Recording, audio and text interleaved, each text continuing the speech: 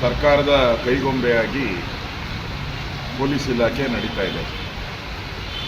Police ಇಲಾಖೆಗೂ ಗೌರವ ಕಳೆದುಬಿಟ್ಟಿದ್ದಾರೆ ಈ ಸರ್ಕಾರ. ಅವರು ಕಾನೂನು ಪ್ರಕಾರ ನಡ್ಕೊಳ್ದೆ ಇಡೀ ರಾತ್ರಿ ಒಂದೊಂದು ತಾಲೂಕಿಂದ ಒಂದೊಂದು ತಾಲೂಕು ಸುಮಾರು 10 ತಾಲೂಕುಗಳಲ್ಲಿ ರಾತ್ರಿ ಎಲ್ಲ ಟಾರ್ಚರ್ ಮಾಡಿ ಪೊಲೀಸ್ ಸ್ಟೇಷನ್ನಲ್ಲಿ ಅವ್ರನ್ನ ಒಡೆದು ರಕ್ತ ಬರೋ ರೀತಿ ಹೊಡೆದಿದ್ದಾರೆ. ಅವ್ರಿಗೆ ನಮ್ಮನ್ನು ಯಾರನ್ನೂ ಒಳಗಡೆ ಬಿಡದೆ, ನಾವೆಲ್ಲ ಜನಪ್ರತಿನಿಧಿಗಳು. ನಾವು ಅವರೇನು ಮರ್ಡರ್ ಮಾಡಿದಾರ? ಟೆರರಿಸ್ಟ್ ಅವರು. ಮರ್ಡರ್ ಮಾಡಿದವರೆಲ್ಲ ರೋಡಲ್ಲಿ ಬಿಟ್ಬಿಟ್ಟಿದ್ದಾರೆ. ಟೆರರಿಸ್ಟ್ಗಳನ್ನ ಇವರು ಸ್ಟೇಷನ್ ಕರೆದು ಬಿರಿಯಾನಿ ಕೊಟ್ಟು, ಇವರು ನಮ್ಮ ಬ್ರದರ್ಸ್ ಅಂತ ಹೇಳ್ತಾರೆ, ಕುಕ್ಕರ್ ಬಾಂಬ್ ನಮ್ಮ ಬ್ರದರ್ಸು, ಅವ್ರಿಗೆಲ್ಲ ಬಿರಿಯಾನಿ ಕೊಟ್ಟು ಕಳಿಸೋವಂಥದ್ದು. ಇಲ್ಲಿ CT ರವಿಯವರು ಸದನದ ಒಳಗಡೆ ಆಗಿರೋದಿಲ್ಲ. ಸದನದ ಒಳಗಡೆ ಆದರೆ ಸದನದ ಒಳಗಡೆ ಹಿಂದೆ ಸಿದ್ದರಾಮಯ್ಯನವರು ಏನೇನು ಅವ್ಯಾಚ ಪದಗಳನ್ನು ಬಳಕೆ ಮಾಡಿದ್ರು. ವಿಧಾನಸೌಧ ಬಾಗಿಲು ಬೆಂಗಲ್ ಹನುಮಂತಯ್ಯನವರು ಮಾಡಿದಂಥ ಆ ಬಾಗಿಲು,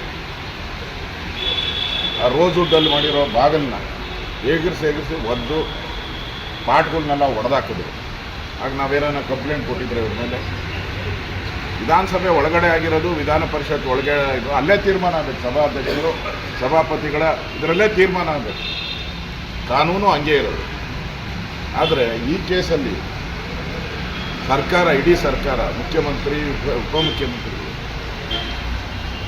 ಪೊಲೀಸ್ ಇಲಾಖೆಯನ್ನು ತನ್ನ ಕೈಗೊಂಬೆ ಮಾಡಿಕೊಂಡು ನಿಮಿಷಕ್ಕೂ ಮಾಡಿದ್ದಾರೆ. 50 ಕಾಲ್ ಮಾಡಿದ್ದಾರೆ. 50 ಕಾಲು ಮುಖ್ಯಮಂತ್ರಿ, DCM, ಸಚಿವರು 50 ಕಾಲ್ ಮಾಡಿದ್ದಾರೆ. ಇದನ್ನು ದುರಾಡಳಿತ ಅಂತ ಹೇಳಬೇಕು, ಬೇರೆ ಏನೇ ಹೇಳಬೇಕು? ಇದು ರಾಜಕೀಯ ಒತ್ತಡ ಅಂತ ಹೇಳ್ದಿರ. ಇದು ಚೆಕ್ ಮಾಡಿ, ನೀವು ತನಿಖೆ ಮಾಡಿಸಿ. DGನ ಇಲ್ಲೇ DGಯಿಂದನೂ ಫೋನ್ ಬಂದಿದೆ ಅವರಿಗೆ. ನಾವೇ ನೋಡಿದ್ರಿ, ಆ ಕಾಲಗಳನ್ನೆಲ್ಲ ನೋಡಿದ್ದೀರಿ ನಾವು. ಅಂದರೆ ಪೊಲೀಸ್ ಇಲಾಖೆ ಸ್ವತಂತ್ರವಾಗಿ ಕೆಲಸ ಮಾಡುವಂಥ ಪರಿಸ್ಥಿತಿಯಲ್ಲಿಲ್ಲ. ಇದರಿಂದನೇ ಅವ್ರು ಮಾಡಿರೋ ಕಮಿಷನರ್ಗೆ, ಅಲ್ಲಿನ ಪೊಲೀಸ್ ಅಧಿಕಾರಿಗಳಿಗೆ ಮಾಡಿರೋಂಥ ರೆಕಾರ್ಡನ್ನು ಚೆಕ್ ಮಾಡಲಿ. ಮಂತ್ರಿಗಳೇ 40 ಜನ ಗೂಂಡಾಗಳನ್ನು ಕರೆಸಿ ಒಳಗಡೆ ಅವ್ರನ್ನ ಪೊಲೀಸರು ಸಹಕಾರದೊಂದಿಗೆ, ಪೊಲೀಸರು ಇದರಲ್ಲಿ ಶಾಮೀಲಾಗಿದ್ದಾರೆ.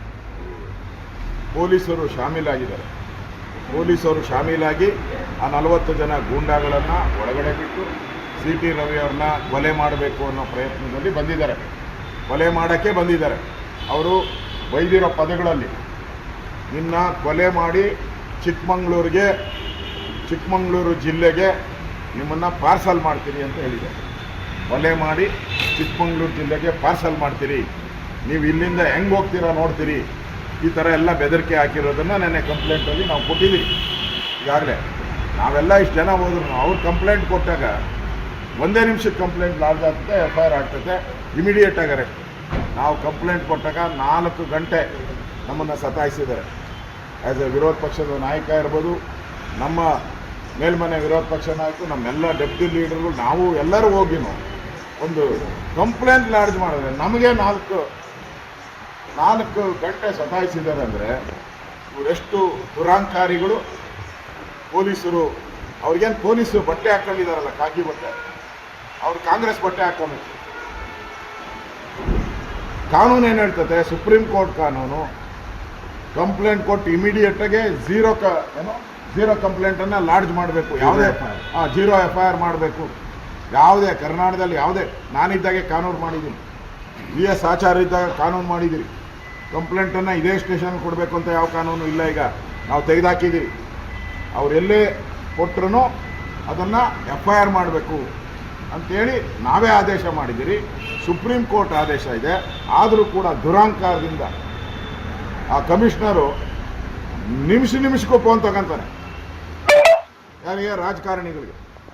ನಿಮಿಷಕ್ಕೆ ಅವನು ನೋಡಿದೆ. ನಾನು 4 ಗಂಟೆಯಲ್ಲಿ ಇದ್ದಾಗ ಸುಮಾರು 3.5 ಗಂಟೆ ಬರೀ ಫೋನಲ್ಲೇ ಇದ್ದ. ಅವ್ರಿಗೇನು ಕೆಲಸ?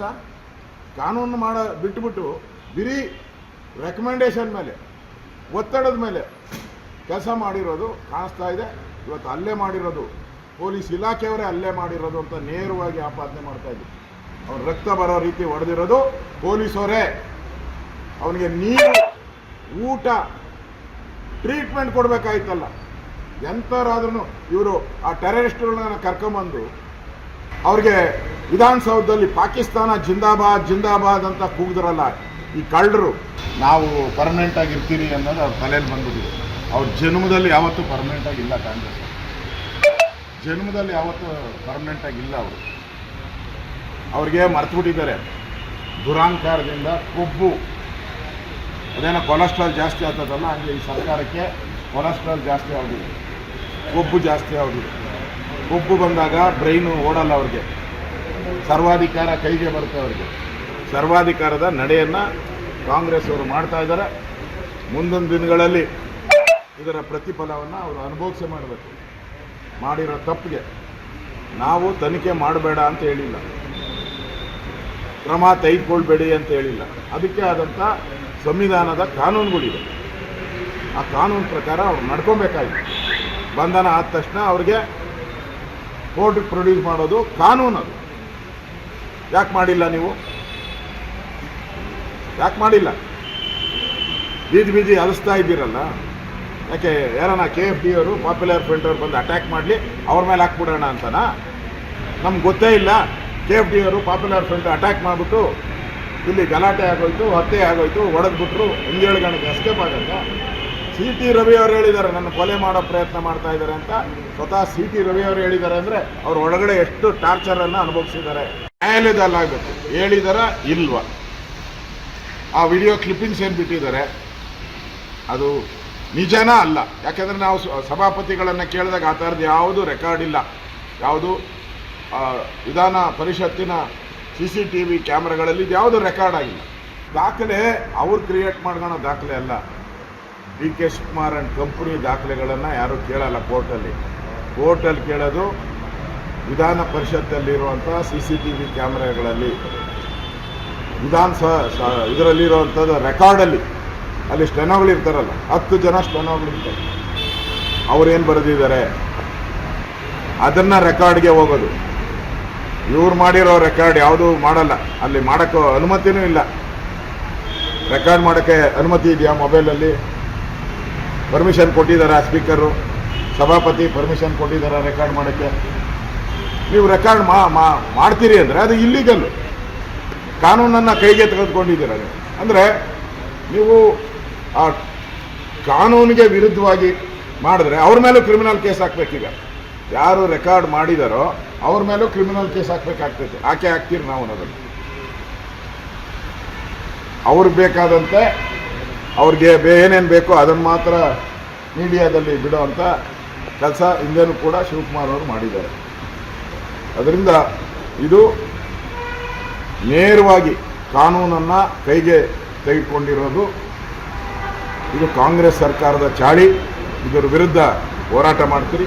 ಈಗಾಗಲೇ ನಾನು ಎಲ್ಲ ನಮ್ಮ MLAಗಳಿಗೂ ನಾನು ಮಾತಾಡಿದ್ದೀನಿ. MLAಗಳನ್ನೂ ಕೂಡ ನಾನು ಬೆಂಗಳೂರಿಗೆ ಕರೆದೊಯ್ದಿದ್ದೀನಿ.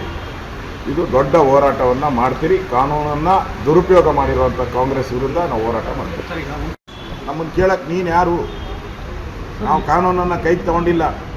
ಕಾನೂನನ್ನು ಕಾಪಾಡಕ್ಕೆ ಹೋಗಿರುವಂಥ ಬಾಂಬ್ ಬ್ರದರ್ಸು ಅವರೇನಾದ್ರು ಅಟ್ಯಾಕ್ ಮಾಡಿದರೆ ನೀವು ರೆಸ್ಪಾನ್ಸಿಬಿಲಿಟಿ ತೊಗೊತಾ ಇದ್ದೀರಾ? ಕಾಡಲ್ಲಿ ಅಲಿಸಿದ್ದೀರಲ್ಲ ನಿನ್ನೆ. ಅವರು ಈ ರೂಟಲ್ಲಿ ಬರ್ತಾ ಇದ್ದಾರೆ CT ರವಿ ಅಂತ ಗೊತ್ತಾಗಿ ಅವ್ರು ಬಂದು ಅಟ್ಯಾಕ್ ಮಾಡಿದರೆ ಯಾರು ಜವಾಬ್ದಾರಿ? ಅವರೆಲ್ಲ ನಿಮ್ಮ ಬ್ರದರ್ಸ್ ಅಲ್ಲ. ಅದರಿಂದನೇ ನಾವು ಹೋಗಿದ್ದು. ನಿಮ್ಮ ಕುಕ್ಕರ್ ಬಾಂಬ್ ಬ್ರದರ್ಸ್ ಏನಾದರೂ ಅಟ್ಯಾಕ್ ಮಾಡ್ಬೋದು ಅನ್ನೋ ದೃಷ್ಟಿಯಿಂದ, ಸೇಫ್ಟಿಯಿಂದ ನಾವು ಹೋಗಿದ್ದೀರಿ. ನಿಮ್ಮ ಮೇಲೆ ನಂಬಿಕೆ ಇಲ್ಲ ನಮಗೆ.